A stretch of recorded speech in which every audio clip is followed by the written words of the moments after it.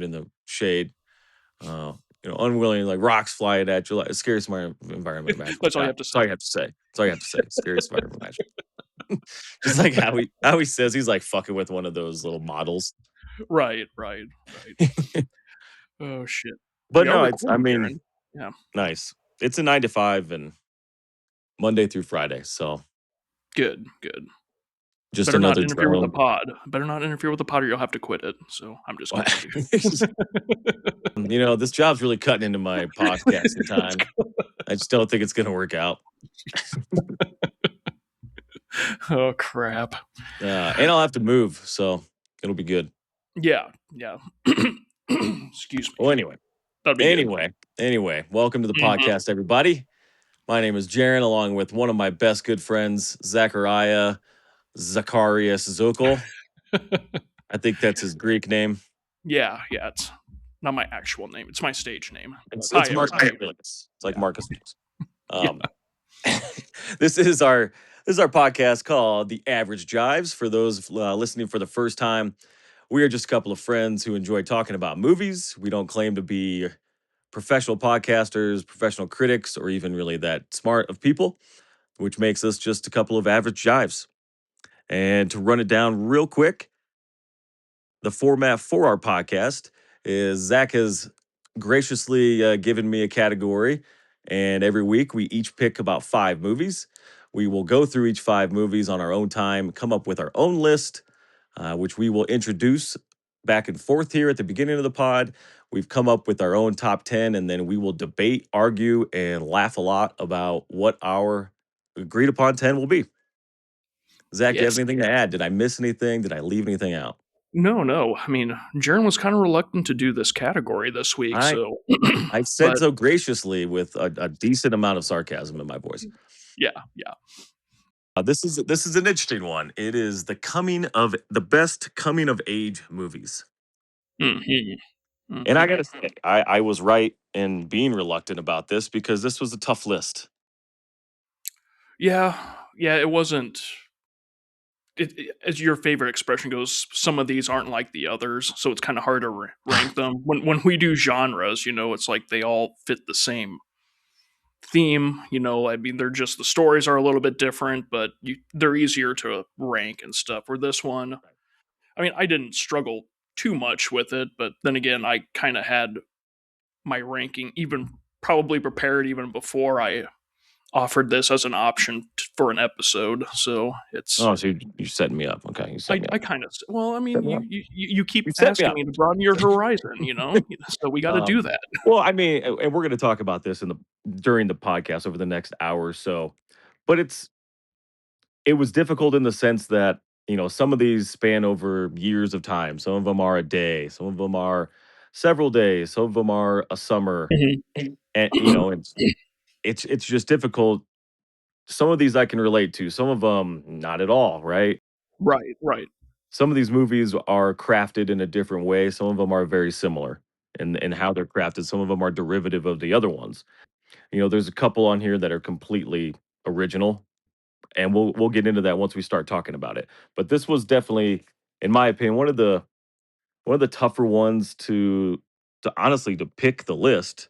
The 5 that I had to pick, and then ultimately coming up, and for those who have listened to our podcast know I make 3, 4, 5 different lists, and they're scrambled all around. And from where I start to where we're going to say right now, much different than where I began. So let's go ahead and jump right into it. I think you went first last time, so Yes. I'll be introducing the first movie, and then we will alternate our 5 movies, and then start to get into the actual meat of the podcast.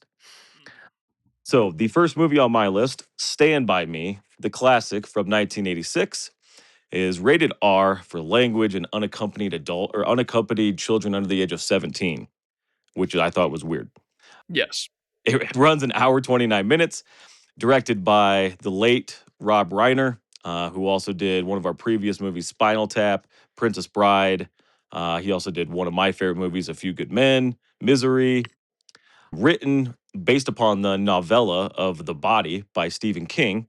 And then the screenplay was written by Reynold Gideon. And the only other writing credit I could find for that gentleman is Mr. Brooks, which I actually really enjoyed. I haven't seen in a long time. I know Rachel Taverdi is a huge fan of that movie. A- And then another writing credit goes to Bruce A. Evans, who again also was Mr. Brooks, but then kind of comically he did Jungle to Jungle with Tim Allen. You remember that? I do remember that movie. Yeah. It's an interesting one. Back in the 90s Disney days, I loved it. Stand By Me stars Will Wheaton, again, the late River Phoenix, Corey Feldman, Jerry O'Connell, Kiefer Sutherland with a cameo of John Cusack. Hmm. It is about four young friends set out on a journey to find the body of a missing boy in the Pacific Northwest. This movie was nominated for one Oscar. It was the screenplay based on a material from another medium. And for some reason, I could not find for the life of me a review by Roger Ebert. So this comes from the New York Times, and it says Rob Reiner's direction hammers in every obvious element in an obvious script. The shots of the small boys and big outdoors are like advertisements for summer camp. You've never seen so much handshaking, so many hands placed meaningfully on shoulders, so many exchanges of understanding looks. What we are really seeing is the director looking constantly at the audience. I don't see that as a great review. It kind of sounds like he thought it was a lazy movie. Hmm. But that was the best one I could find. We'll see Hmm. where we rank it. I think I had a different understanding of the movie when I was younger, and then now rewatching it as a 38-year-old, I can kind of see where that review is coming from. Okay. Yeah. Well, we'll definitely get into it. All right, man. First movie on my list is American Graffiti from 1973, written and directed by George Lucas, the genius behind the Star Wars franchise. And with this being 73, this came out before Star Wars, of course. But you want to know how this movie got the green light? An artistic buddy of George Lucas had made a highly acclaimed and highly successful film, and his backing as a producer is what got Universal to give Lucas the go ahead on this project. That man was Francis Ford Coppola, and that film was The Exactly. Godfather. Yeah, Yeah. so he as soon as he got as everybody wanted a piece of Francis Ford Coppola after that, and as soon as he was like, well, this is going to be a good movie, so Universal's like, hell yeah, let's make it. But you're only going to get like $100,000 though, so we're not going to give you too much money. But co-writer credits also go to Gloria Katz and William Huck as well. The movie is starring Ron Howard, who was the most well-known actor on this cast at the time because he played Mhm. Little Opie on the Andy Griffith Show. Right. But most of these became well-known actors, including Richard Dreyfuss, Sidney Williams, Paul Lamont, Charles Martin Smith, and along with Candy Clark in her Oscar-nominated role, as well Mhm. as a small role for a young Harrison Ford. American Graffiti is about a group of young California teenagers who spend an epic evening of cruising and shenanigans before two of them head east for college. And here's a little review from one of our boys, Jay Cox. Not Dewey Cox, Oh, Jay Cox. You oh, recognize Tony that? got. Yeah, yeah, not Tony. Jay Cox from he wrote Gangs of New York, I believe. So I'm Oh, pretty okay. sure. I didn't look into that, so I'm pretty sure. But anyways, he was at Time Magazine when he wrote this review. He says American Graffiti reveals a new and welcome depth of feeling. Few films have shown quite as well the eagerness, the sadness, and the ambitions and small defeats of a generation of young Americans.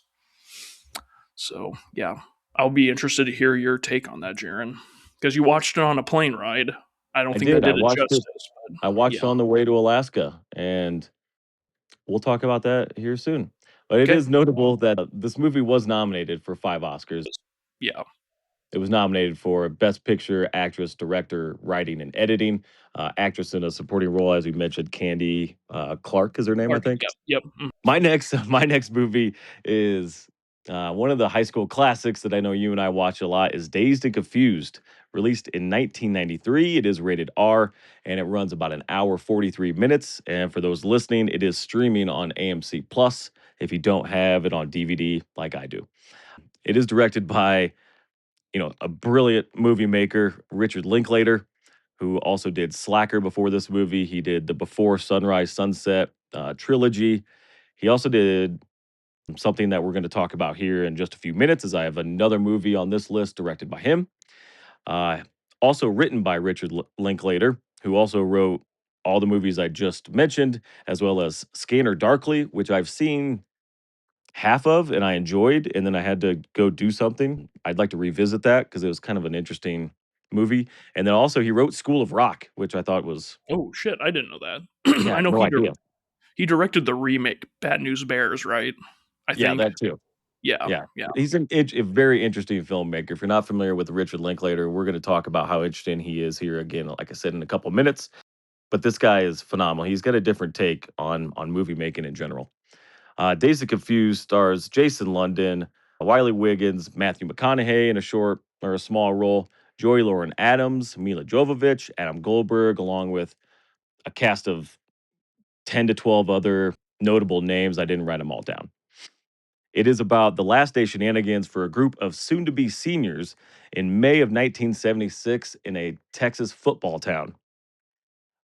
Very surprisingly, or not, I guess, at all, not nominated for any Oscars, didn't win any Oscars, was not recognized really by the Academy or a lot of critics, even. But my boy, Roger Ebert, gave it 3 stars. Good old Says, Raj. Yeah. the years between the ages of 13 and 18 are among the most agonizing in a lifetime. Yet we remember them with a nostalgia that blocks out much of the pain. This is the truth well understood by Dazed to Confuse Richard Linklater's film about the last day of school and the long night that follows it. He says the film is art crossed with anthropology, which I thought was a great take on it. Hmm. Yeah. Next on your list. Oh shit. Yeah. Sorry, man. I was reading my intro before. Yeah. I wasn't paying attention to what you were saying. I'm just Oh, kidding. that tracks. Yeah, that makes that's, sense. that's fucked up. Anyways, next on my list is Fast Times at Ridgemont High. Came out in 1982 and was directed by Amy Heckerling, who later directed Clueless. Written by young Cameron Crowe, who later directed Jerry Maguire. I believe he wrote this treatment because I believe he wanted like the high school experience because he graduated at 15 and went on the road for Rolling Stone magazine covering various artists and bands, which then inspired him to make another semi-autobiographical film called Almost Famous, which that was almost on this list. Yeah, So, yeah. it was. But Fast Times at Ridgemont High is starring Sean Penn, Jennifer Jason Leigh, Judge Reynolds, Robert Ramos, Brian Becker, Phoebe Gates, with Ray Mhm. Walston, and Forrest Whitaker. Fast Times follows the ups and downs of Ridgemont High students. I just wanted to do a quick synopsis, nothing too fancy. But Jana Maislin of the New York Times wrote that it is a jumbled but appealing teenage comedy with something of a fresh perspective on the subject. Your boy Raj initially did not like this movie. He only gave it 1 star, but he later reevaluated his opinion on the film. So, Which he was wont to do. yes, he did. He didn't like The Godfather at first. So, if Well, that says not a lot of anything, people liked The Godfather at first, and then yeah, everybody was like, "Oh, actually, this is a fucking great movie." It's like, "Oh, weird." yeah. But next on Um, your list, Sharon. yeah, I'm mentioning my boy Raj and his second takes. When I get down to the Roger Ebert section of this next movie I'm going to introduce, it's going to be a little longer than usual because this is something interesting that usually he did not do. So my next movie is called The Graduate, Hmm. released in 1967. It is rated PG, which is kind of crazy about how much, sex related material is in the movie. But again, it was 67. It is an hour 46 runtime, and it is streaming on Prime Video if anybody wants to watch this film. It is directed by Mike Nichols, who also did Who's Afraid of Virginia Woolf, Carnal Knowledge, Regarding Henry, which gets made fun of on the rewatchables all the time, Primary Colors, and Charlie Wilson's War. It is based upon a novel by Charles Webb, and the screenplay was done by Buck Henry, who I'm not familiar with, but also wrote Catch 22, To Die For, and Get Smart, which is kind of it's a, that's a pretty broad range of movies right there.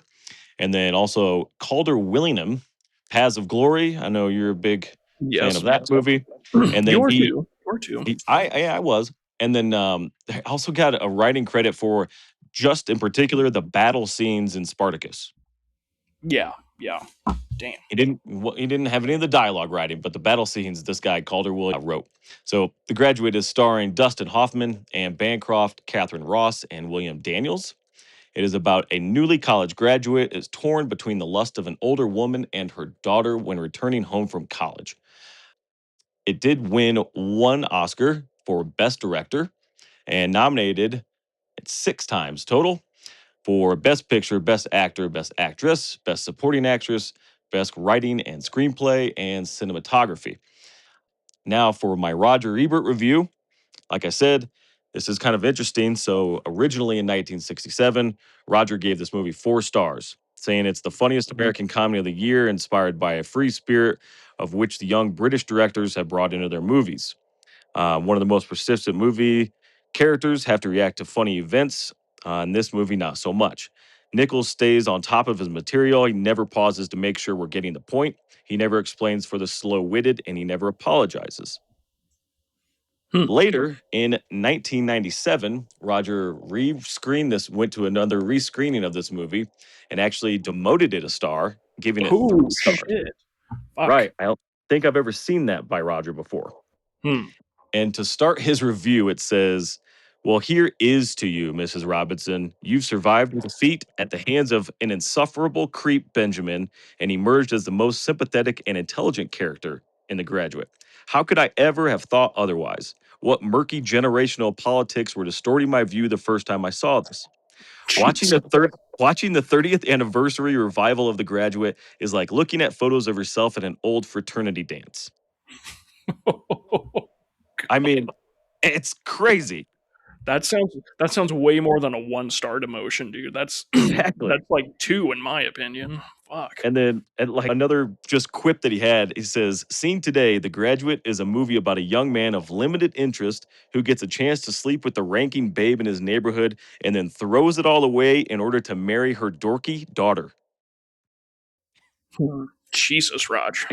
I know. I out there. I've For those listening who know me, I have read probably 1,000 Roger Ebert movie reviews, even movies I haven't seen. I enjoy his writing. I normally agree with him.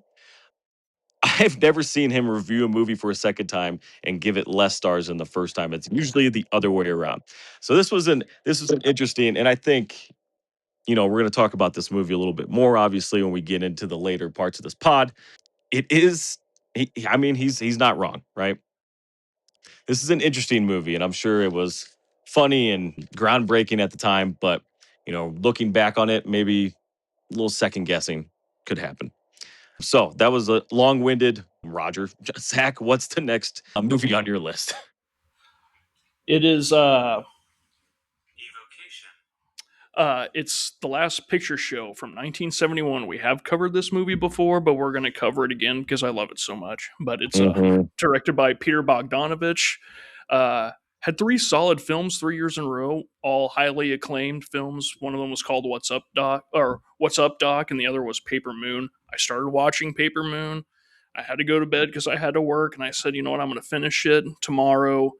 It like the months changed and it went off of TCM, so I never finished it. But hopefully someday I'll be able to finish it. The novel and screenplay was written by Larry McMurdy. I don't think that's how you pronounce his last name, but We're not whatever. very good at that. Yeah. No, no. Most of his most of his novels were based on like small town or westerns like HUD and Lonesome Dove, and with similar themes of love and loneliness, which kind of fitting his Oscar win for Brokeback Mountain. But Peter Bogdanovich also co-wrote the script with McMurdy, and it's starring a young Tim Bottoms, Jeffrey Bridges, Sybil Shepherd, also a younger Cloris Leachman, who, Yeah. yeah, she I hadn't seen her look this young since Young Frankenstein. Ben Johnson, who I know from The Wild Bunch, and Ellen Burstyn, who made The Exorcist a couple years later. But in 1951, a group of high schoolers come of age in a bleak, isolated North Texas town that is slowly dying, both culturally and economically. Roger Ebert gave this movie 4 out of 4 stars in his original review and named it the best film of 1971, writing that the film is above all a avocation of mood. It is about a town with no reason to exist and people with no reason to live there. The only hope is in transgression. Yeah.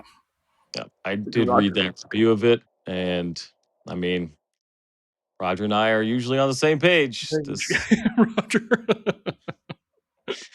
Yeah. we'll get into this, once we start watching it or once we start talking more about it in depth. But yeah, this is another one that we have covered. I have watched. I disagreed with Zokal in the past, and we'll find out if I still do. The next movie on my list is the cult 80s classic and actually a hit in Hollywood, The Breakfast Club, released in 1985. Rated R, runtime of hour 37. And for any of those listening who want to watch it, it is streaming currently on Netflix, but I believe it is leaving at the end of August. Yes, it is. Uh, it is directed by, the wonderful, very talented writer, director, John Hughes, who did many other classics such as 16 Candles, Plane, Trains, Automobiles, Uncle Buck, Ferris Bueller's Day Off, all the Vacations, all the Home Alones, even like number 4, which I didn't even know there was. The Great Outdoors, Pretty in Pink, 101 Dalmatians. If you're Zach and mine age, you know about John Hughes. It Yeah. is starring Emilio Estevez, Judd Nelson, Molly Ringwald, Paul Gleason, and Anthony Michael Hall. It is about 5 high school students who have Saturday detention and discover things about one another and themselves, whether they be differences or similarities. It was not nominated or won any Oscars, which was kind of surprising to me for how big of a hit that it was and, was still is. But Roger Ebert came through, gave it 3 stars. He says nothing that happens in the Breakfast Club is all that surprising. The truths that are exchanged are more or less predictable. The kids have fairly standard hangups. It comes as no surprise that the jock's father's a perfectionist. The prom queen's parents give her material awards but withhold their love. But the Breakfast Club doesn't need earth-shattering revelations. It is about kids who grow willing to talk to one another and has a surprisingly good ear for the way they speak. Uh, he does go on about Paul Gleason's character is probably not he's very one dimension, one note. But Paul Gleason, I just want to mention real quick, one of the biggest assholes of the '80s in most movies. Yeah, that's true. He's always just the fucking blowhard, like Die Hard and this and other John Hughes movies. He's always the one, just he's the man, and the kids are sticking it to the man all the time. So he plays that role well. But and then I have one movie left. Zach, I believe you have 2. Hit I me with the do. next. Okay. My next movie is Now and Then from 1995, directed by Leslie Linka Glatter. Her television directing library is actually pretty impressive. Multiple episodes directed for the following series: 13 of ER, 8 of The West Wing by your boy Aaron Sorkin, Damn right. six episodes of Mad Men, and a whopping 25 episodes of Homeland. Other credits include Ray Donovan, True Blood, which I fucking hate that show, and another Sorkin created series, Newsroom. You like that? You love that show? Love the show. Yes. I'm also not a big Newsroom or True Blood fan, No, it's not very good. but I did like Ray Donovan. I thought that Yeah, was me well too. done. That was entertaining. Me too. Me too. Written by Marlene King, actually known more for being a producer than a writer. She was the showrunner for a show called Pretty Little Liars. I've never watched it. I've heard of it. Never watched it. I think I Uh, watched it. I really can't remember it, but I know it was a pretty big success. yeah. It's starring Christina Ricci, Rosie O'Donnell, Thora Birch, Melanie Griffith, Gabby Hoffman, Demi Moore, Ashley Ashton Moore. They're not related, and Rita Wilson, who's actually Tom Hanks's wife. So uh, And was one of now and the then, first people in Hollywood to get COVID. oh shit, damn, Yeah, Rita Wilson. Yeah. nice. You learn something new every day, huh? And Especially talking with you. yeah. Anyway, now and then is when one of these 4 best friends is about to have a baby. They reunite and tell the summer story that shapes their lasting friendship. And Edward Guthman of the San Francisco Chronicle, the same paper that the Zodiac sent his letters to, Oh yeah, wrote yeah. that. Yeah, wrote that Now and Then has nicely captured the grittiness, excitement, and resistance to adult responsibility that are specific to 12-year-old girls. It's not particularly deep, but it's good natured and sprightly comedy that ought to find its more appreciative audience among preteen girls. Now, I'm not a preteen girl, but I did enjoy watching this movie with mom and Andrew when I was a kid. Mm. It's not a bad movie. When you were a kid. Okay. Yeah, yeah. When you were a kid. Yeah, we have one year. Yeah, we have one year a kid. I mean, Christina Ricci was, every kid our age is freaking biggest crush, man. Yeah, yeah. Between this and Casper, yeah, man, freaking. Exactly. Mm-hmm. Who also had what's his face in it. He makes a small cameo in this part. I forget his name. Oh, Fuck. Devin Swaya. Yeah, Devin Sawa. Yeah. yeah, Sawa. Yeah. I'd never seen this movie before. I'd never actually heard of it until you put it on the list. So it was interesting to watch. And again, as always, we will get into more than this a little bit later. My next movie and final movie of my five is the very interesting 12-year production movie called Boyhood. Now, it was released in 2014. They started filming in 2002. It is rated R. It is about 3 hours runtime. It's 245. Mhm. Written and directed by Richard Linklater, who we talked about previously with Dazed and Confused. This is his brainchild. Um, we're going to get into how incredible this movie is and how interesting it is, but it is starring Eler Coltrane, Patricia Arquette, Ethan Hawke, Elijah Smith, and Lorelai Linklater, who is Richard Linklater's daughter. It is about the life of Mason from early childhood to his arrival at college. There's really not, I mean, that's what it's about. It's about a Yeah, boy yeah. from 5 years old until he gets to college. It did win one Oscar for supporting actress, but five nominations for picture, actor support or supporting actor Ethan Hawke, directing, original screenplay, and film editing. I didn't look up who won original screenplay in this. I'm going to when you go through your next movie, but I cannot believe this did not win original screenplay. Unfortunately, Roger Ebert passed away in 2013, and then nobody had kind of taken over the website yet, so I don't have a Roger Ebert review again this time. But I have one from Real Views, James Berardinelli, which again, don't Close enough. don't think I'm pronouncing that correctly. But I've read a lot of his reviews too, and similar to Ebert, I feel the same way about some of his. It says watching Boyhood is like peering through a portal into the intimate details of the lives of others. Sometimes the simplest stories can be the most moving because they're easy to relate to. It says this is an exceptionally well crafted coming of age story. The experience of watching an actor grow up on screen is so fundamentally different from what we're used to that it shifts how we watch the movie. Again, they took actual actors and shot this movie over 12 years as they've grown and gotten older. Not only the children, but Ethan Hawke and Patricia Arquette too. And it's just incredible how he was able to do this. So anyway, yeah, that's the last of my movies. I'm gonna look up who actually won original screenplay, and as Zach is going through his last movie. All right. Thank you, Jaaron.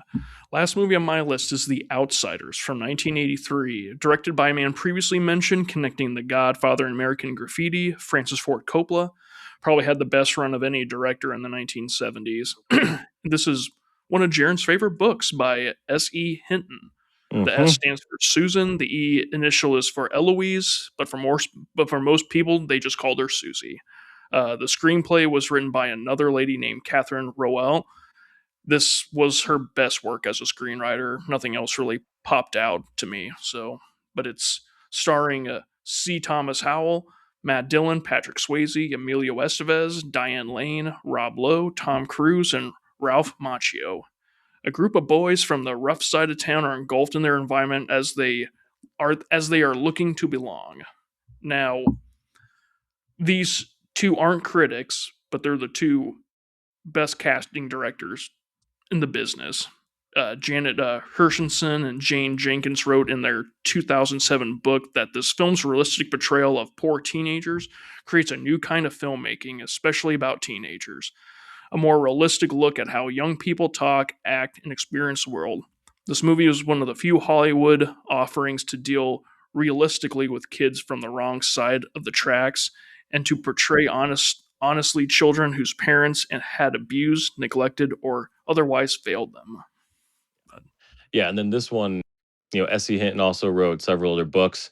And another one of my favorites that she wrote is called That Was Then, This Is Now. And it's just about two childhood friends who grow up and grow apart from each other. One kind of goes straight laced, the other one kind of stays in, his teenage mindset, his life, and is, always getting into trouble, and a very heartbreaking story. So if anybody is into these kinds of books, the ending, I remember it vividly. I was just like, what the fuck? How could they do that? How could she write a book that's so sad?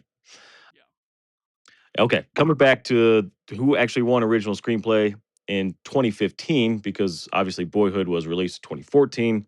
Oscars would nominate them in 2015. Birdman or The Unexpected Virtue of Ignorance won.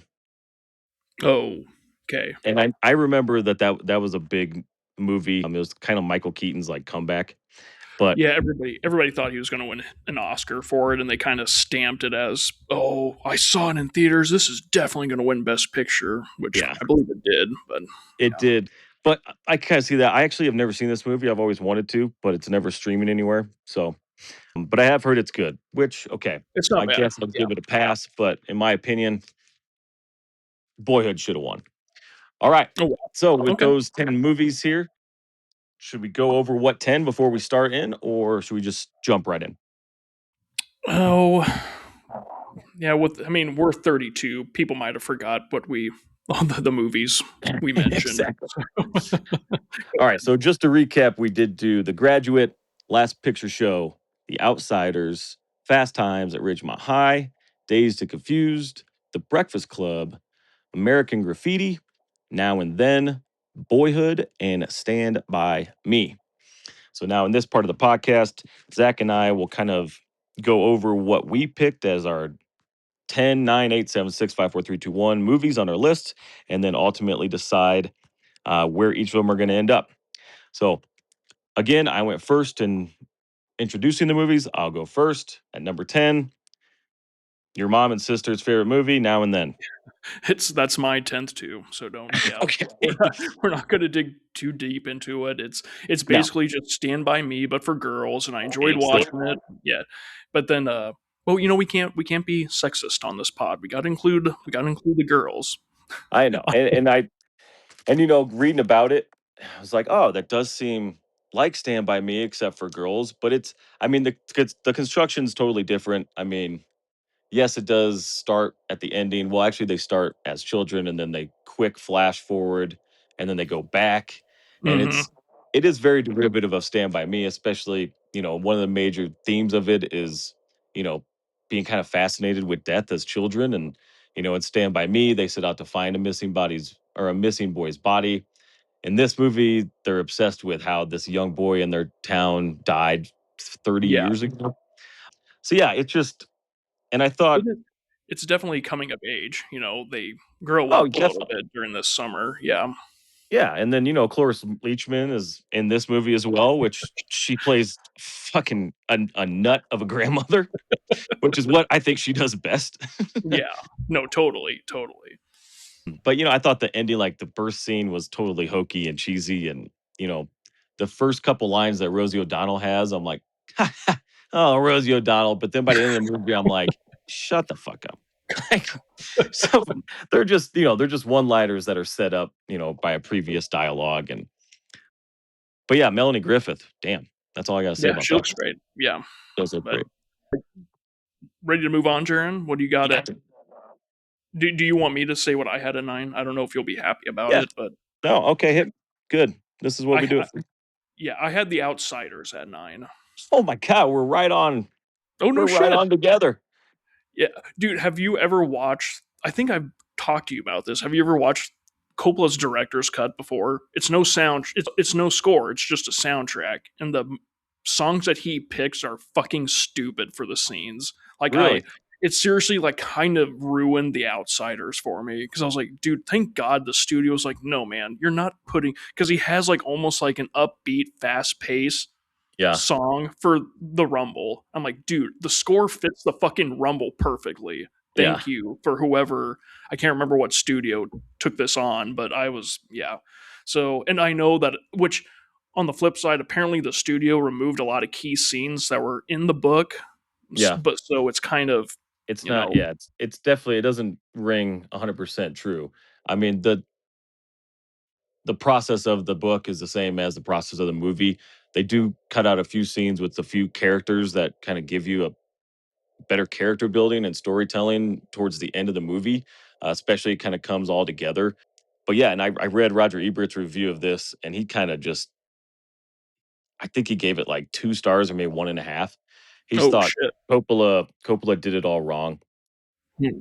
The shots of the kids like with the sunset a lot. He's like, I don't know what he was going for there. For somebody who's done so many great works, he kind of missed the mark on this. And yeah, there's a lot of star power in this movie, right? I mean, Yeah, right. geez, everybody who's in it ended up being a huge star. In You one got the way or Karate another. Kid, you Yeah. got Yep. yeah, Tom fucking Cruise, and Kevin Dillon, and it's a good movie. It's a way better book, but again, we kind of talked about it at the very beginning, where coming of age.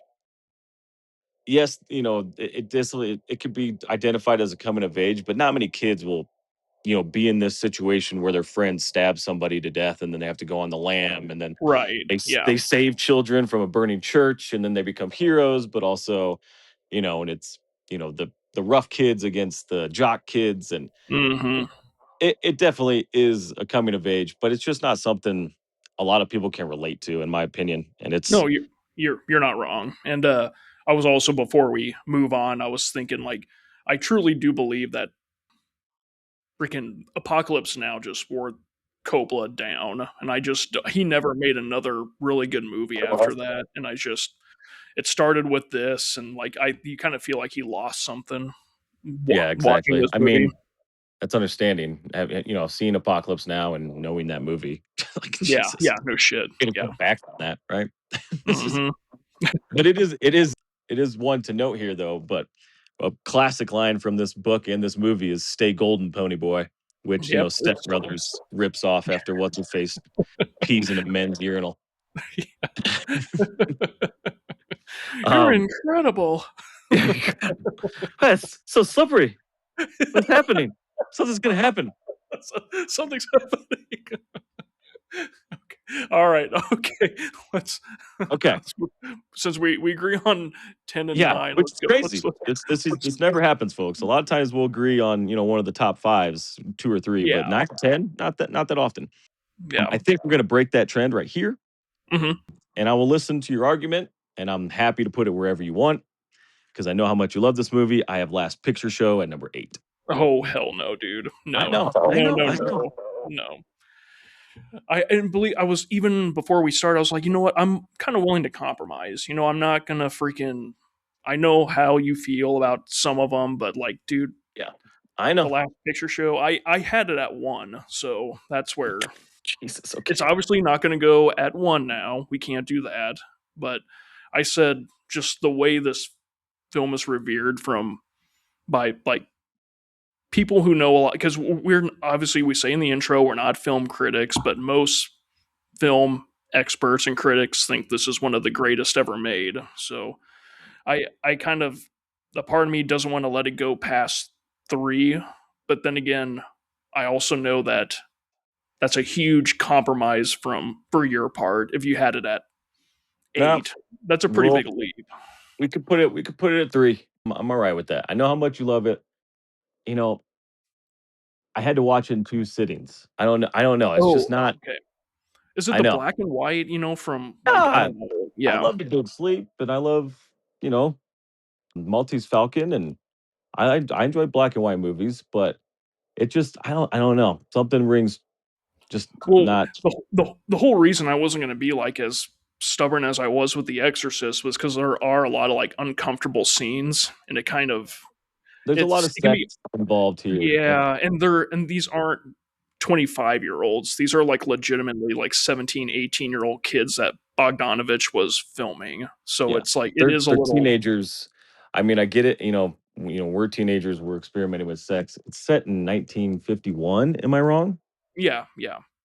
I just don't think kids were that promiscuous. So I mean, it's a coming of age, but and obviously I didn't live in the 50s. I haven't done a lot of, you know, World War II just ended. Like, are kids really like jumping in cars and get naked? And I get it Shit, man. where it's a Yeah, North maybe. Texas town. It's a sleepy North Texas town where nobody wants to live. Everybody's, I thought it was fun. It was funny. Like, you think a Texas town and you know described in a movie or shown in a movie, it's all about, oh, our football team's the best, and they're like, you guys can't tackle. Yeah. It's just like a running joke throughout, like Well, these, and even that at kind of the very last football sequence where he's the chain he's one of the chain gang, and the guy's like, "You just never learned the fundamentals, like tackling." and I mean, and that kind of speaks to it, how it is a sleepy Texas town, and if the economy's dying, all the stores are closing, the one guy who owns most of the town dies, it kind of Yeah. it doesn't give much hope for the rest of the residents there. Why wouldn't you want to get out? And if the football team sucks, and The fu it's kind of, which Yeah, isn't, obviously not going to be the biggest thing about why you leave a town. But yeah, it's just a dreary movie too. And I get it is well made. It is well crafted. The acting phenomenal. You know, we yeah, got a there were a young lot. fucking Big Lebowski in it. Yep, yep. A young Jeff Bridges is like, oh my god, he used to be so strapping and not covered in hair and smoking pot. Yeah, it's a lot. Well, and there's so many great monologues in it too, and just very intimate scenes, but also on the flip side, you got the awkward sex scenes. And yeah, so I get like where you're coming from, but there were a lot of people, even when it first came out, that consider it like the Citizen Kane of the 70s. Now, that was 71, and obviously they didn't probably realize how great the 70s movies were going to be, Right. but they were most people were pretty it was pretty groundbreaking for its time. It can Yeah. definitely be relatable, especially to people who grew up there. I don't know. Yeah, maybe I'll have to try to watch it again, and maybe I'll turn around on it. It is also pretty long. I think it's over 2 hours, which again for me, it's not a big deal if you're interested in it. And it just, Yeah. I don't know, something just doesn't grip me about the movie. But I would definitely agree to put it at 3. I could see, I know how much you love the movie. I figured you would have it in the top 3. Yeah. Yeah. And yeah, this is definitely the best made movie. Mhm. like, Yeah. like So, it okay, so definitely is. you're cool with putting it at 3 because you're Totally. probably it would be a top 3 best made movie on the list, so Yeah. Oh, certainly, certainly. yeah. Okay. So, okay, We'll we're put gonna there for have it now. at 3. For those listening, we kind of noticed in our previous pods we spent a lot of time on the lower movies, so we're gonna try to breeze through those a little bit more, so we can actually talk about our top 3, top 5 in more detail. So, Last Picture Show at 3. We're gonna be coming up the list now. We're at 8. Obviously, Last Picture Show isn't going there. But what did you have at 8? Well, don't freak out because I don't think any of the comedies should be in the top 5, so don't freak out Okay. that I put Dazed and Confused at 8. No, So I had it at 6. So oh, you did? Okay, okay. yeah. And I my mean, only I still like the movie, and as we've said it, like, it's relatable because we used to party in high school, like, that's right. environment, like, Yeah. we that's how we grew up in high school. We grew up I mean, I think it's supposed to be Austin, is that where they're from? But it doesn't matter. It's yeah, it's like it's a small town around Austin, but Linklater's from Austin, Texas. So a Oh, lot of okay, his okay, movies, like all okay, of his movies are South Texas, Middle Texas. okay. So it's right in that Austin, San Antonio, San Marcos area, New Braunfels. It's probably like, I don't think they ever say the town. I know they say the name of the high school, but it's probably like a suburb of Austin. Yeah, but just doing it for the pod, like, these these guys have one more year of school, so I don't get this whole like doom and gloom type of mentality that they have, and like why they're trying to reminisce about, oh man, like we have to enjoy this place. I tried as hard as I could while I was Yeah. here, but like, dude, I you have fucked another as many girls as I could when I was here. yeah, so that kind of like stuck with me as I was watching it. Again, I still love it. I'll watch it every time it's on, but I just for the pod purposes, I had it at 8. So, Yeah, and I mean, this is a, one of the all-time quotable movies for us. I know. I mhm. mean, again, Yeah. we did watch in high school, so it's in our brains, and we remember all the the lines because we watch it so many times. But it is just a fuck. I mean, I want to dance. Like, it's just a we, s- totally rewatchable, quotable movie. we Um, still we still call each other dominant male monkey motherfuckers. So and I mean, there's a little bit of it kind of goes through the jocks and the pot smokers and the nerds and the kind of I forget his name, but the guy who we're almost out of beer. oh So yeah, it does go through that, but again, like a coming of age, it's based in one night.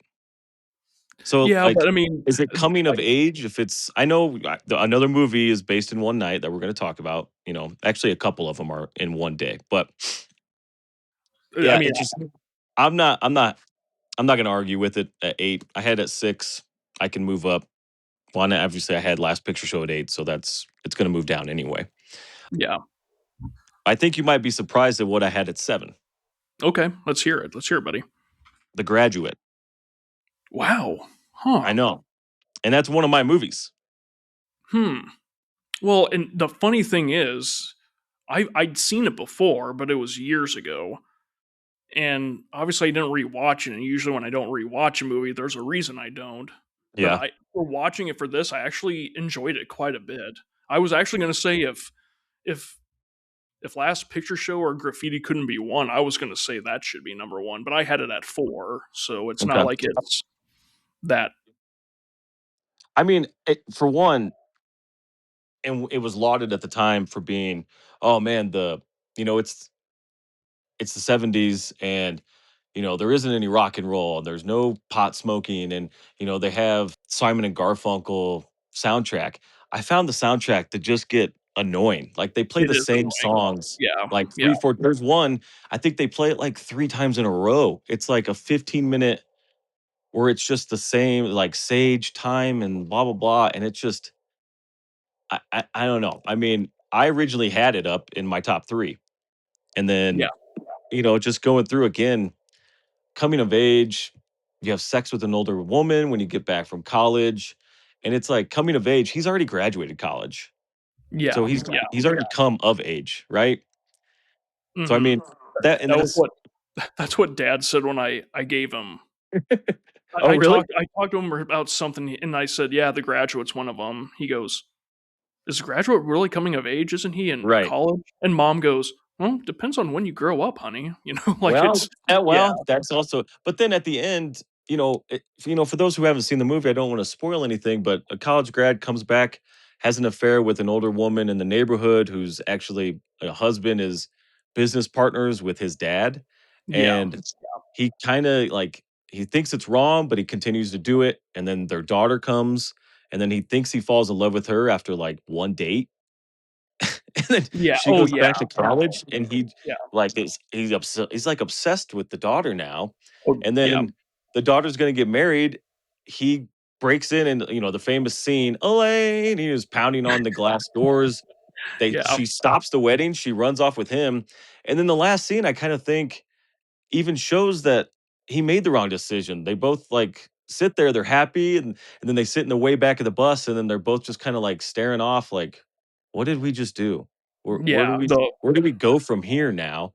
Like, was this the adult decision to make? Like, right. I think That I think the what happened the next day, kind of a take is they don't stay together, man. no, they're freaking miserable already. Like they freaking Exactly. they're yeah. Well, and that the lesson learned from that ending is that kids are fucking dumb. Yeah. They're impulsive and stupid. So it's like yeah, what I mean, I love how Nichols shot it. I kind of forgot that he won Best Director for this movie, but I liked his like transition shots and the long Oh, takes and the hotel, the montages, and the how montages, it's yeah, great when he's, like, laying down in his bed, and then it zooms in on his face, and then, it zooms out, and now he's in her bed, yeah, and yeah, then, it shows again, and, like, he's laying in the pool, and the transitions were great. I thought the camera angles, a lot of times, he's, like, skewed looking up at what they're yeah, happening, and it's kinda like us when, this older woman is trying to seduce this younger man. A lot of people would look at that kinda cockeyed, right? Like, kinda tilt their head to the side like, What? What are you hmm doing?" hmm So I like that, and then a lot of the zooming and pans. I thought it was shot well. It's just like I kind of agree with your dad. I'm glad Joe and I have a similar take Yeah, yeah, yeah. because I know him and I aren't I don't think we have very similar movie tastes, but yeah, he's already come of age, and yeah, I put it at 7. Okay. Well, and one of my biggest issues, I fucking hate Dusty Hoffman's character. He's such a fucking preppy, arrogant, pussy ass character, And and he's like so he's awkward, dude. Like, and he's pouting. Well, that's true too. But he's pouting and complaining all the time about his future. Where it's like, dude, it's 67, 68. Some of your buddies are out dying in Vietnam. You know what I yeah, mean? Like freaking, I don't know what I'm gonna do with my future. All right, should I fucking have join the sex army with this then. beautiful older Yeah, woman? Oh, that's like, dude, that was one of what are my you fucking notes. Like, complaining about, I was like, Anne Bancroft's fucking sexy, dude. dude? Okay, well, moving on. What did you have at 7? I had Fast Times at Ridgemont High at 7. All right, I had it at 6. So Okay. we're pretty aligned, except Last Picture Show. Again, it's ridiculous. I had it up high. We don't have to go through it. Fast Times at 6. I'm actually surprised, but you did say the comedy shouldn't be too high. Yeah, yeah, and I think it's the funniest movie on the list that we're covering, I guess. But it also has like serious scenarios such as like the friendship drama, relationship issues, and of course, Yeah, unplanned pregnancy. abortion. Yeah, Yeah, but then I don't really think this is a hot take, but I think Sean Penn gives the best performance out of it's any other performance on our list. I think it's for freaking. sure I think it's great. Well, for and comedy. Well, I mean, yeah, I think a bunch of Joe. stuff Go ahead. we could talk about, but I mean, it's yeah. I mean, it's and especially to see where he's gone Where he's and at how now. he told. Yeah, he. I mean, I don't know if he did any other comedies. I'm not like overly familiar with Sean Penn's like younger acting days, but we're gonna talk about one of his movies next on the next pod in Mystic River, and Mhm. that's fucking what's his name in Fast Time? Spicoli. That's Coley. Like, are you fucking joking me, dude? Well, dude, even I mean, before that, man, even before Mystic River, he was in Dead Man Walking, and oh yeah, most people thought he was going to win the Oscar that year. And yeah. yeah, it's just Milk. completely Milk. I That's a Am great Sam. That performance. was weird, Mhm. but it That was weird. But was a weird movie. so yeah, if you had Fast Times at 6, Six, yeah. huh? What did you have at 6? Fuck. You want to put The Graduate at 6? And then Fast Times at 7? Yeah, keep Fast Times at 7. I guess. Well, shit. Well, I guess how far? I just don't. I just don't think The Graduate. Yeah, Hmm. we got more to talk. I mean, and then real quick with Fast Times, we can't move on until we talk about Phoebe. That Oh, scene. the scene. The scene. Yeah, Cool yeah. scene. I literally like drew a little face with hard eyes. We're just like, oh, Phoebe Cates. It's just, oh man, and it is good coming of age. Like you said, there are some scenes. It is basically a comedy. You laugh a lot, but It's spanned over a group of people's senior yeah, year, so it's exactly. or maybe not senior because I think Jennifer Jason Leigh's what a sophomore, freshman. It's got two freshmen and like two seniors, so it Yeah, like makes sense. and you're talking about abortions in it, and there's some real life stuff. Being nervous around girls, high school jobs, you know, losing your virginity, like, and then you got Spicoli, and they're like, "You dick!" Like, you know, I mean, it's just yeah, him and the teacher have such a great rapport in that movie. Yeah, The Mr. Hand. chemistry Yeah. between those two, yeah, yeah. Mhm. But I mean, yeah, it's just I agree. It's definitely not a top 5 movie. It's hilarious, and we watched it a lot in high school, but I think it. I mean, 6 okay, 7 okay, whatever. If you want to switch those two. Yeah, let's put The Graduate at 6 and Fast Times. Keep Fast Times at 7. Okay, so then what did you have at 6 then? Uh, you're not going to agree with this at all, but I just Mhm. listen, hear me out. I had Boyhood at 6, Oh my god, and God, my main issue, like I respect the achievement and the concept of filming the movie over a decade in time, with the same mhm. people, but like it's way too indie. Like it's too much of a I don't is well, like it's fuck. Now I'm It's an talking, but I kind of feel like this is the story of half the people I work with. Like there's nothing extraordinary about this kid's freaking life. Yeah, but His parent. that's 80% of America. That's the what makes it most But relatable is well, yeah, I nothing get that. extraordinary. But shit, there's Divorces happen, and maybe not in our small town, Nebraska, right? My parents didn't get divorced until I was in a senior, but this happens to a lot of kids, right? They have a dad, and then they see him on every other weekend, and the mom, marries a drunken asshole, and you have, step brothers and sisters for a while in your life that you never see again once that marriage breaks up, and I thought he did a great job with, incorporating Xbox in there and like talking yeah, about the aftermath of 9/11, like he made bringing up sure to like. Obama stuff. Like they Mhm. kept it in the time and then to watch the actors like, literally. I mean, this is a young kid. He's 5 years old, and then you see him where he is college age. I mean, uh, it's never been done. Like Well, I it's know, but incredible. again, that's like I said, I like that part of it, but it's just again too indie. It's a little long, and it's just It yeah. is a little long. I get it, Where but where did you have it? I guess. well, I had it at a number one at the end. Jesus, man, fuck. Dude, when I watched it, I was like, "This is like it." Again, if it's like, I didn't think the kid, Eller Coltrane, after he hits like 13, his acting just fucking sucks, in Yeah. my opinion. Like he's just so like, the Well, second, I think his character sucks. I don't, and well, and his acting. So I don't freaking. yeah, and but it's like his second drunk father like calls my like, "Oh, you're always mumbling. I can't understand you." Like, and then it is like, get a fucking job. What are you doing? And they spend a lot of time in his preteens, and then they kind of go through the high school years pretty quickly compared to the earlier. But that's what's coming of age about it. I mean, Yeah, yeah, come of age, obviously, like your mom said, it depends on when you grow up. But I mean, it's just they've touched on bullies at school, and you have to do your chores, and they mention hanging with the seniors when you're a freshman, right? And it's yeah, yeah. I Well, don't know. shit. I mean, I could see I knew you wouldn't have it at number 1, and I'm surprised Yeah, I put it yeah. there. But I mean, if we're talking about coming of age movies, I mean, No, it's the you're right. ultimate This is like a literal coming of age. coming Like, of yeah, age. you're yeah. Okay. Um, well, I mean, Can we put it at 2 for now? for now, See see sure, okay. see what else is on the list. Yeah. I mean, we know Well, I what's mean, on the list, but yeah, I but was even gonna agree if you said 4 because it depends on the top 2. yeah.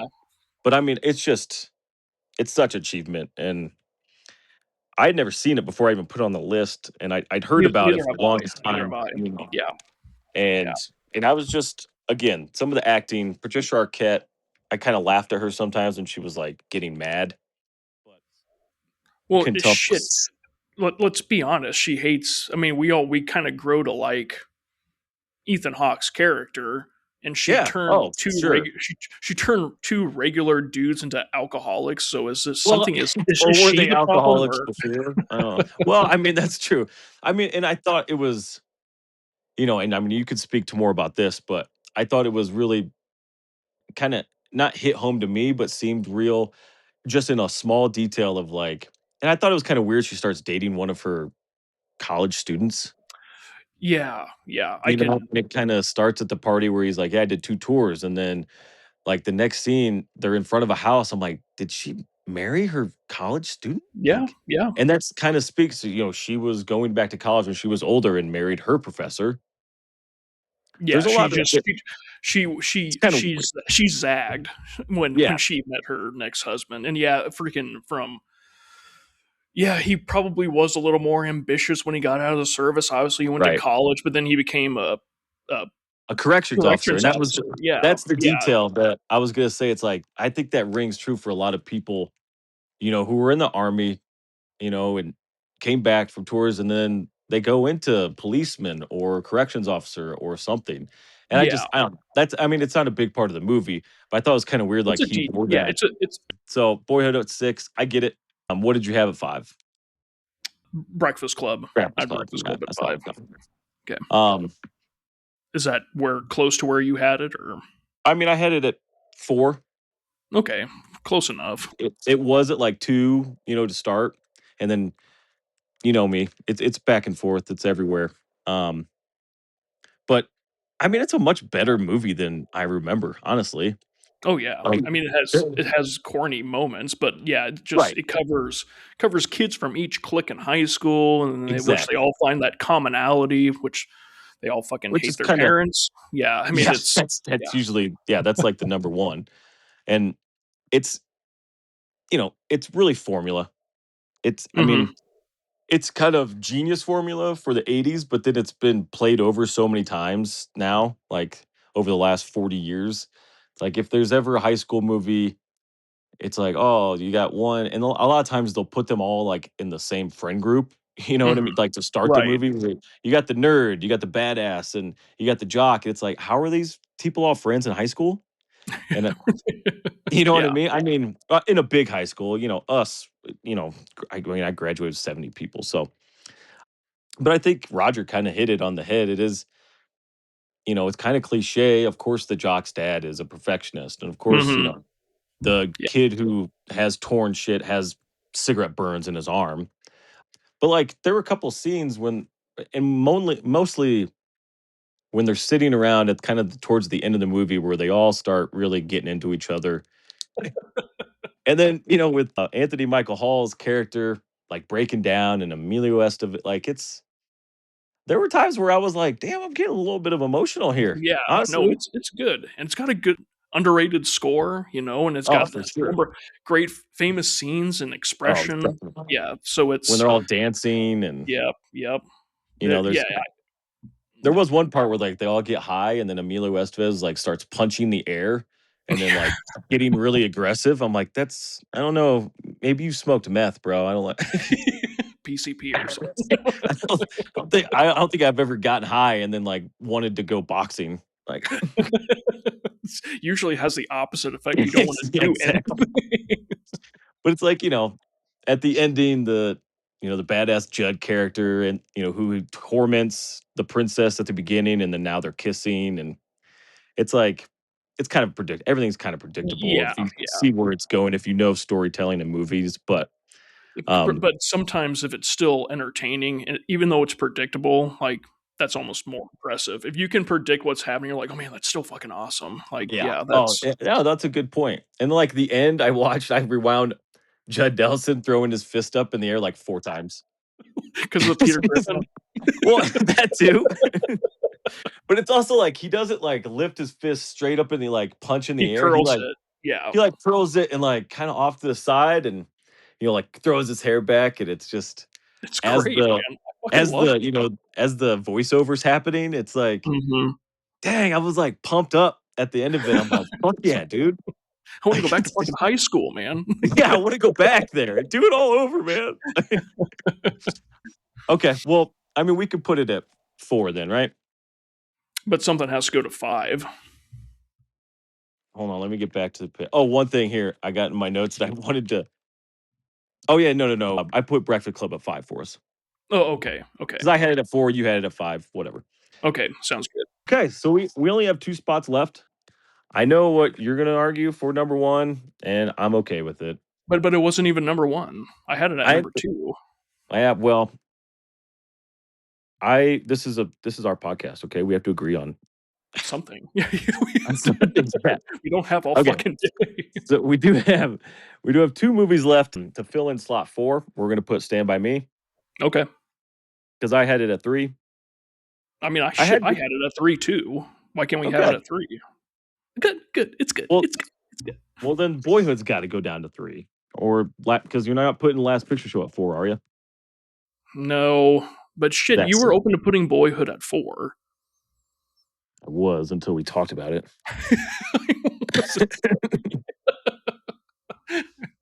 I just Fucking mumbling back there like we're talking about it.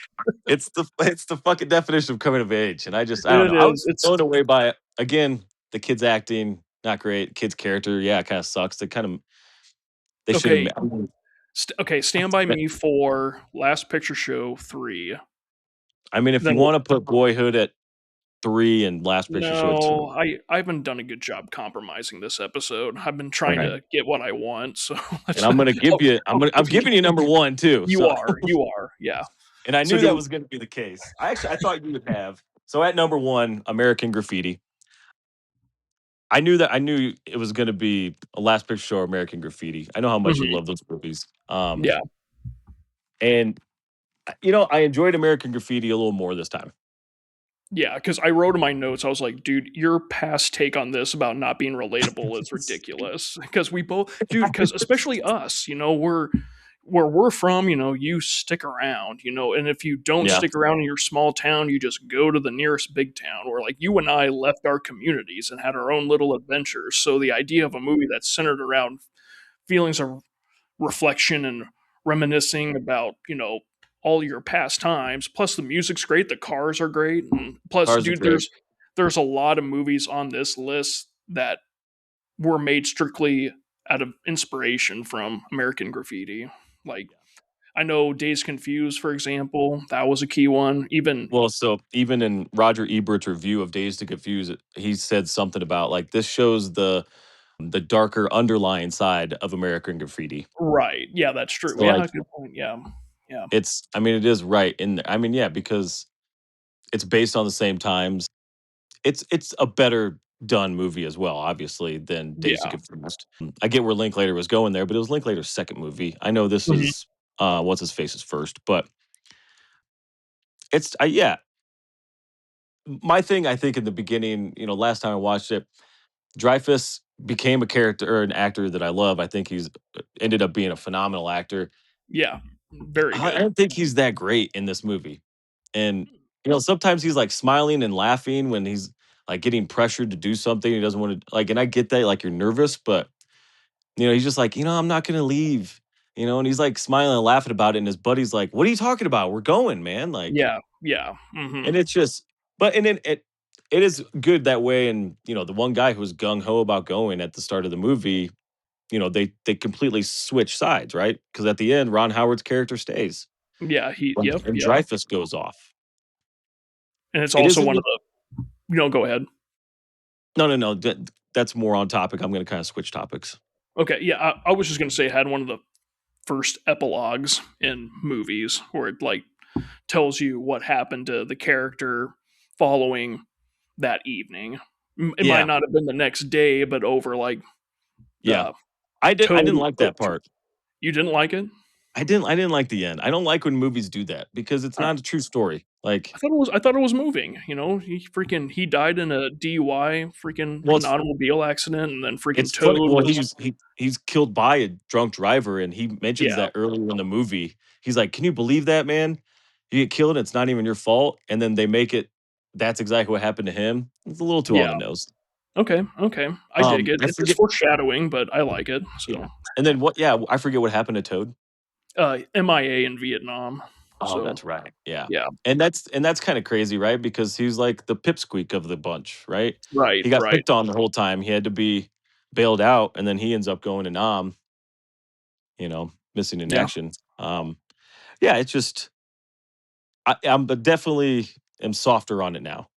Okay. Good, And good. I like and it does there are a lot. Like I wrote down a lot of stuff here. You know, young adults that are contemplating graduating high school and what are you going to do with yourself? And some people do end up staying in Milford their fucking whole lives, right? yeah, And some yeah. people go to college out of town and then leave the state altogether. Like you and me, you enlist and you go off and you're overseas. And there are some people who just stay, and There's that's nothing wrong definitely with it. true.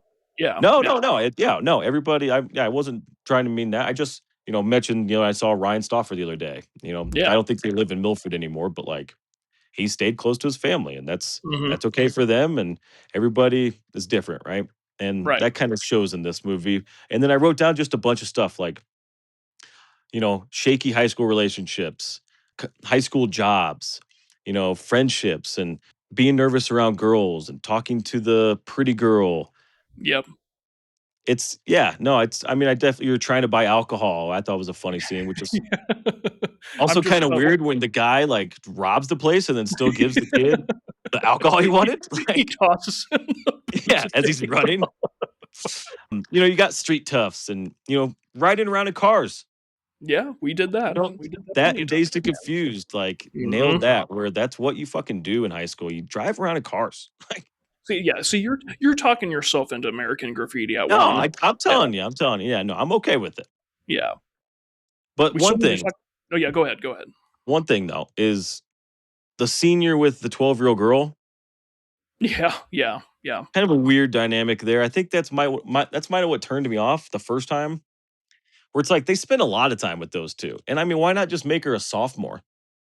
Oh, dude, it's kind of it's a little cute, because he's not like freaking trying to hit No, on her until but the at the end when end, he's like, "So where do you live?" "Oh, okay," and then he's like, yeah, "Okay, okay, yeah, it won't be hard to find." She's like yeah, freaking out as yeah, soon as he even and maybe remotely makes a move, she freaks yeah, and out. maybe when I saw it the first time, I thought that was like a genuine come on. When now I'm like, he just wants to get this girl out of his car, Right, right, dude. He right? just And he's like, "So where do you live?" And then she's like, "Oh, you pig," and he's like, "Thank God." Like, Yeah, right, right. And it is but kinda like that sweet moment where he gives her the shift knob. He's like, "Here, yeah, souvenir," yeah, because they there's a lot probably of never times, saw each other again, you know what I mean? yeah. So it's like, yeah, but yeah, okay. And We then got which one more one? movie. Oh, Stand by Me, yeah, Yeah, we still got one more, Stand By Me, yes, and Stand by Me at 4. mind, just let me read my paragraph quick. Okay. It's I think the reason this film marinates with kids and adults so much to this day isn't necessarily about nostalgia as much as it's about like acceptance. And that's the key piece to friendship, and that's what everybody wants no matter how old you get. Breakfast Club kind of hints on it. Outsiders goes a little deeper into it, but yeah, I also like the foggy lens that Reiner uses because we've said that talking about his other pictures that he doesn't have a particular style. It's just you No, can't he's point. all over the place, Yeah, dude. you can't point to it and say, "Oh, that's Reiner." to Yeah. oh Reiner, that's Oh, him. fucking Rob, dude. You could tell his style. No, he's not quick cuts and drugs and, fast pacing and, like Scorsese is. You could tell a Scorsese movie, right? Like Yeah, right.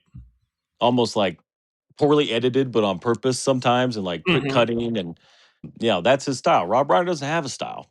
But I like the foggy camera, I guess, a little, but it's just, yeah. I'm sorry, I interrupted you. You're on a roll there too. No shit. All I was gonna basically the main his best piece of directing I thought was the junkyard scene because it does like the Citizen Kane close up of no trespassing, and then he Yeah. does like they it's going the straight upward angle on the camera, and then it's like tracking shots but following shots, and then the dog, and yeah, dude, it's just I think it was his best work as a director was that scene. So For this yeah, I movie or for like his entire. oh no for just for this movie, yeah, Okay, okay, yeah, yeah. yeah. I was Mhm. gonna, yeah. We were gonna have to have another conversation, and we could take it offline if that would have been Yeah. your. But yeah, no, I thought like I heard or what he said was Chopper sick him, but what I heard was Chopper sick balls. It's And just. you mentioned it being rated R, and that was because Mhm. Rob Reiner intentionally was like, dude, if they find out it's a Stephen King book, if they find out it's a PG Stephen King movie, nobody's gonna fucking go to it. So Yeah, he went out of his way to make it a little more adult. But and I know I thought it was interesting that it's.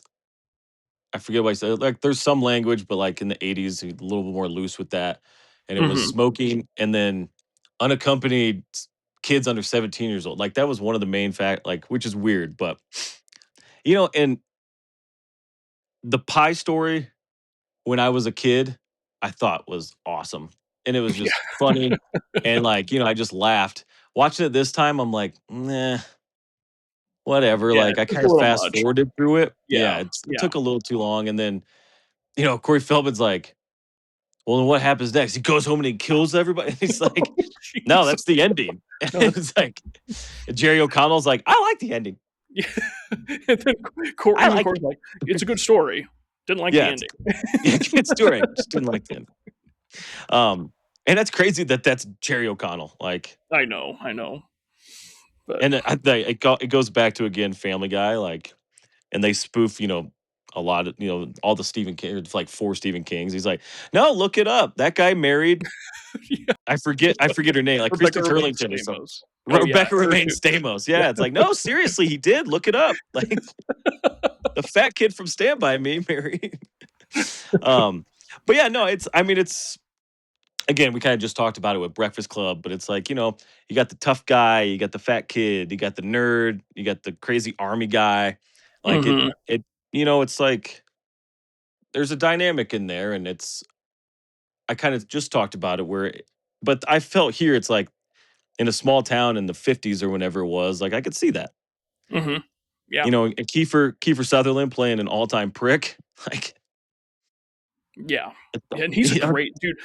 He's a great bad guy, especially yeah, this for this sure. and this and A Time to Kill, where he plays the Yeah. KKK member, Oh, for dude. It's sure. yeah, he's a good bad guy, man. And A Few Good Men, he plays a total prick too. Yeah, he does. He's only in this movie for a little bit, right? He Yeah, it's takes like the 3 stand. scenes, but Yeah, he's just an asshole the whole time, and that's like pretty. 4 scenes, Yeah, but yeah. yeah, it's like, yeah, Kiefer being a prick again. Back to what you're good at, dude. Like, quit being the hero in 24. Are you Yeah, kidding me? Like, stop trying to save the fucking president all the time.